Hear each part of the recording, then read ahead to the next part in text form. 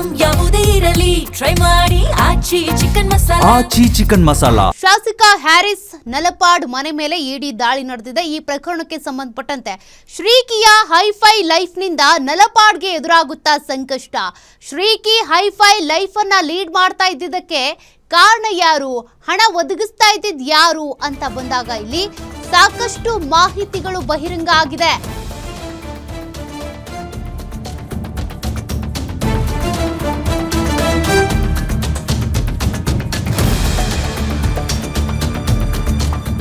ನೋಡಿ, ಇಲ್ಲಿ ಶ್ರೀಕಿಯ hi fi life ನಿಂದ ನಲಪಾಡ್ಗೆ ಎದುರಾಗುತ್ತಾ ಸಂಕಷ್ಟ. ಶ್ರೀಕಿ ಮತ್ತು ಗ್ಯಾಂಗ್ ಜೊತೆ ಗುರುತಿಸಿಕೊಂಡಿದ್ರಿಂದಾನೆ ಗಂಡಾಂತರನಾನ. ಇನ್ನು ಹ್ಯಾರಿಸ್ ಮನೆಯಲ್ಲಿ 21 ಗಂಟೆಗಳ ಕಾಲ ಶೋಧ ನಡೆಸಲಾಗಿದೆ. ಇಡಿಗೆ ಮಹತ್ವದ ಸಾಕ್ಷ್ಯ ಸಿಕ್ಕಿದ್ಯಾ? ಗ್ಯಾರಂಟಿ ನ್ಯೂಸ್ನಲ್ಲಿ ಇಡಿ ಕಾರ್ಯಾಚರಣೆಯ ಕಂಪ್ಲೀಟ್ ಮಾಹಿತಿ. ಇಡಿ ಕಾರ್ಯಾಚರಣೆಯ ಸಂದರ್ಭದಲ್ಲಿ ಏನೆಲ್ಲ ಸಾಕ್ಷ್ಯಗಳು ಸಿಕ್ಕಿವೆ, ಏನ್ ಸುಳಿವು ಪತ್ತೆಯಾಗಿದೆ, ಹಾಗಾದ್ರೆ ಶ್ರೀಕಿ ಗ್ಯಾಂಗ್ ಮತ್ತೆ ನಲಪಾಡ್ಗೂ ಏನು ನಂಟಿದೆ? ಶ್ರೀಕಿ ಇಷ್ಟೆಲ್ಲ ಹೈಫೈ ಲೈಫ್ ಅನ್ನ ಲೀಡ್ ಮಾಡ್ತಾ ಇದ್ದಿದ್ದಕ್ಕೆ ಕಾರಣೀಕರ್ತರು ಯಾರು, ಹಣ ಕೊಡ್ತಾ ಇದ್ದಿದ್ಯಾರು? ಆತ ಐಷಾರಾಮಿ ಹೋಟೆಲ್ಗಳಲ್ಲಿ ಇರ್ತಾ ಇದ್ದ, ಐಷಾರಾಮಿ ಕಾರುಗಳಲ್ಲಿ ಓಡಾಡ್ತಾ ಇದ್ದ. ಇದೆಲ್ಲದಕ್ಕೂ ಆತನಿಗೆ ಹಣ ಹೇಗೆ ಸಿಗ್ತಾ ಇತ್ತು ಅಂತ ಬಂದಾಗ ಇಲ್ಲಿ ಸಾಕಷ್ಟು ಹೆಸರುಗಳು ತಳುಕು ಹಾಕೊಂಡಿವೆ, ಸಾಕಷ್ಟು ಮಾಹಿತಿ ಕೂಡ ಪತ್ತೆ ಆಗಿದೆ. ಶ್ರೀಕಿ ಜೊತೆ ನಲಪಾಡ್ ಫೈನಾನ್ಸ್ ನಂಟು ತಂದಿಡ್ತು ಸಂಕಷ್ಟ. ಶ್ರೀಕಿಗೆ ಹಣದ ವ್ಯವಹಾರದ ದಾಖಲೆಯೊಂದಿಗೆ ಇಡಿ ವಿಚಾರಣೆ ಮಾಡ್ತಾ ಇದೆ. ಶ್ರೀಕಿಯ ಹೈಫೈ ಲೈಫ್ಗೆ ಹಣ ಸಹಾಯ ಮಾಡಿದ್ದೇ ನಲಪಾಡ್.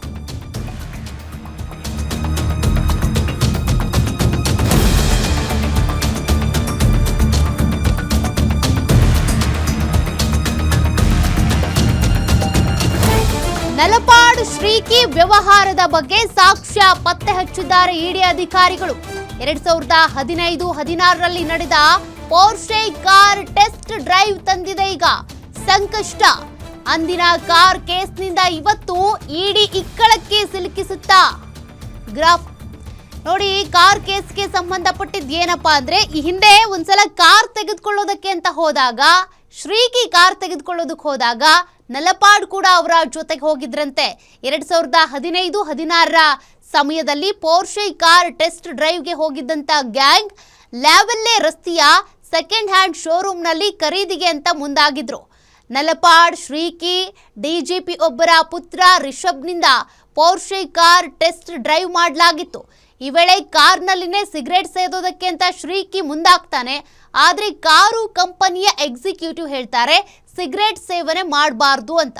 ಈ ವೇಳೆ ಕಾರು ಕಂಪನಿಯ ಎಕ್ಸಿಕ್ಯೂಟಿವ್ ಜೊತೆ ಜಗಳ ಕೂಡ ಆಗಿತ್ತಂತೆ. ಶ್ರೀಕಿ ಜಗಳ ಮಾಡಿದ್ದ ಬಳಿಕ ಕಾರನ್ನ 57 ಲಕ್ಷಕ್ಕೆ ಖರೀದಿ ಮಾಡಿದ್ರು ನಲಪಾಡ್ ಅಂಡ್ ರಿಷಬ್.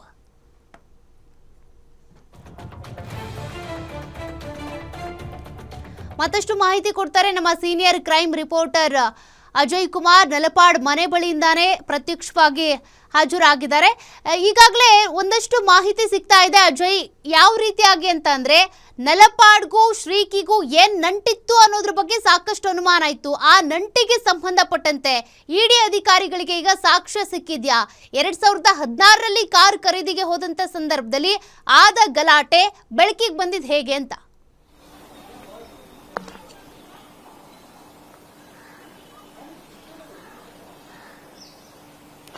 ಖಂಡಿತವಾಗ್ಲೂ ಸೌಖ್ಯ ಏನಂದ್ರೆ, ಇದು 2016 ಮತ್ತೆ 17ನೇ ಸಾಲಿನಲ್ಲಿ ಕೂಡ ನಡೆದಿರುವಂತಹ ಪ್ರಕರಣ ಇದು. ಅಂದ್ರೆ ಒಂದು ಪೋರ್ಷೆ ಕಾರ್ ಅಂದ್ರೆ ಕೋಟ್ಯಾಂತರ ರೂಪಾಯಿ ಬೆಲೆ ಬಾಳುವಂತಹ ಏನು ಪೋರ್ಷೆ ಕಾರ್, ಅದು ಸೆಕೆಂಡ್ಸ್ ಗೆ ನೋಡೋಕೆ ಅಂತ ಹೇಳಿ ಇದು ನಲಪಾಡ್ ಅಂಡ್ ಟೀಮ್ ಅಂದ್ರೆ ನಲಪಾಡ್ ಆಗಿರ್ಬೋದು, ರಿಷಬ್ ಆಗಿರ್ಬೋದು, ಶ್ರೀಕಿ ಆಗಿರ್ಬೋದು, ಇವರೆಲ್ಲರೂ ಕೂಡ ಆಗಿಂದನೂ ಕೂಡ ಒಡನಾಟ ಇದ್ದಂಥವ್ರೆ. ಸೊ ಹೀಗಾಗಿ ಅಲ್ಲೂ ಕೂಡ ಪೋರ್ಷೆ ಕಾರನ್ನು ಕೂಡ ನೋಡೋದಕ್ಕೆ ಹೋಗ್ತಾರೆ.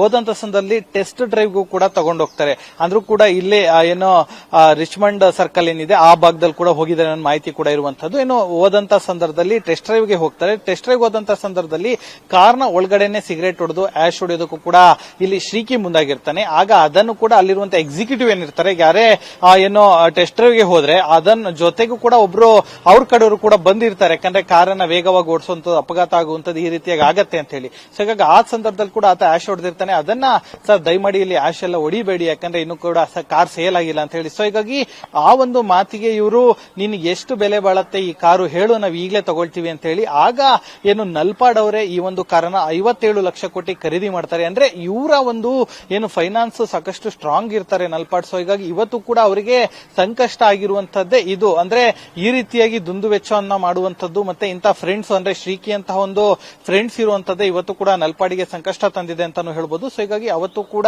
ಏನು ಆಶ್ ಹೊಡೆದಿರುವಂತ ವಿಚಾರಕ್ಕೆ ಅಲ್ಲಿ ಪ್ರಶ್ನೆ ಮಾಡ್ತಾರೆ. ಪ್ರಶ್ನೆ ಮಾಡಿದಂತ ಸಂದರ್ಭದಲ್ಲಿ ಕೂಡ ಆಗ ಎಷ್ಟು ನಿನ್ನ ಬೆಲೆ ಅಂತೇಳಿ 57 ಲಕ್ಷ ಕೊಟ್ಟ ಕಾರನ್ನ ಖರೀದಿ ಮಾಡ್ತಾರೆ. ಆ ನಂತರ ಕೇವಲ 1 ತಿಂಗಳು ಬಿಟ್ಟು ಅದೇ ಕಾರನ್ನ 47 ಲಕ್ಷಕ್ಕೂ ಕೂಡ ಮಾರಿದ್ದಾರೆ ಅನ್ನೋ ಮಾಹಿತಿ ಕೂಡ ಇರುವಂತದ್ದು. ಸೊ ಹೀಗಾಗಿ ಈ ಒಂದು ವಿಚಾರವನ್ನ ಆಗ ಏನು ಸಿಐಡಿ ಟೀಮ್ ಏನು SIT ಮಾಡಿತ್ತು ಆಗ ಅಲ್ಲೂ ಕೂಡ ಇದು ಪ್ರಸ್ತಾಪ ಕೂಡ ಆಗಿತ್ತು. ಸೊ ಹೀಗಾಗಿ ಅದ್ರ ಬಗ್ಗೆ ಕೂಡ ಕ್ವಶನ್ ಅನ್ನ ಅಧಿಕಾರಿಗಳು ಸಹ ಮಾಡಿದ್ರು.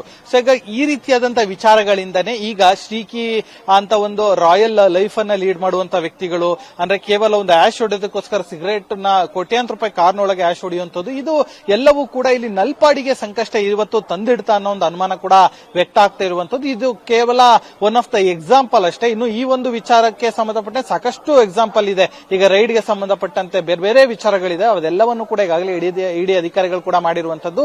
ಈಗಾಗಲೇ ನಿನ್ನೆ ಬೆಳಗ್ಗೆಯಿಂದನೂ ಕೂಡ ಆದಂತಹ ರೈಡ್ ಏನಿದೆ 21 ಗಂಟೆಗಳ ಕಾಲ ನಿರಂತರವಾಗಿ ಮಾಡಿ ಈಗಾಗಲೇ ಕೆಲವೊಂದು ಪ್ರಮುಖವಾದಂತಹ ದಾಖಲೆಗಳನ್ನ ಕೂಡ ತಗೊಂಡೋಗಿದ್ದಾರೆ. ಅದರಲ್ಲೂ ಕೂಡ ಲ್ಯಾಪ್ಟಾಪ್ಸ್ ಆಗಿರ್ಬೋದು, ಕೆಲವೊಂದು ಇದ್ದಂತ ದಾಖಲೆಗಳನ್ನ ಅವರು ಕೂಡ ಏನೋ ಬೇರೆ ಪೆನ್ ಡ್ರೈವ್ ಆಗಿರ್ಬೋದು, ಹಾರ್ಡ್ ಡಿಸ್ಕ್ ಆಗಿರ್ಬೋದು ಅದನ್ನ ತಗೊಂಡು ಹೋಗಿರುವಂತ ಕೆಲಸಕ್ಕೂ ಕೂಡ ಇಡಿ ಅಧಿಕಾರಿಗಳು ಮಾಡಿರುವಂತದ್ದು. ಇದ್ರ ಜೊತೆಗೆ ನೋಟಿಸ್ ಅನ್ನು ಕೂಡ ಕೊಟ್ಟಿದ್ದಾರೆ ಇಂಥ ದಿನ ಬರಬೇಕು ಅಂತ ಹೇಳಿ. ಆದ್ರೆ ಯಾವತ್ತು ಬರ್ತಾರೆ ಅನ್ನೋದ್ರ ಬಗ್ಗೆ ಕೂಡ ಇನ್ನು ಅವರೇ ಸ್ಪಷ್ಟೀಕರಣ ಕೊಡಬೇಕಾಗಿದೆ. ಸೊ ಹೀಗಾಗಿ ಎಲ್ಲ ಮಾಧ್ಯಮದವರು ಕೂಡ ಈಗಾಗಲೇ ಅವರ ಮನೆ ಮುಂದೆ ಇರುವಂತದ್ದು. ಸೊ ಹೀಗಾಗಿ ಈಗ ಸದ್ಯಕ್ಕೆ ಇಡಿ ಅಧಿಕಾರಿಗಳು ಅವರ ಮಾಡಬೇಕಾದಂತ ಕಂಪ್ಲೀಟ್ ಆದಂತ ಕೆಲಸವನ್ನು ಕೂಡ ಮುಗಿಸಿ ಹೋಗಿದ್ದಾರೆ. ನೋಟಿಸ್ ಕೊಟ್ಟಿದ್ದಾರೆ. ಯಾವಾಗ ಬರ್ತಾರೆ ಅಂತ ನಾವು ಸಹ ಕಾದ್ ನೋಡ್ಬೇಕಾಗಿದೆ. ಸೌಖ್ಯ. ಓಕೆ, ಥ್ಯಾಂಕ್ ಯು ಅಜಯ್ ಮಾಹಿತಿಗೆ.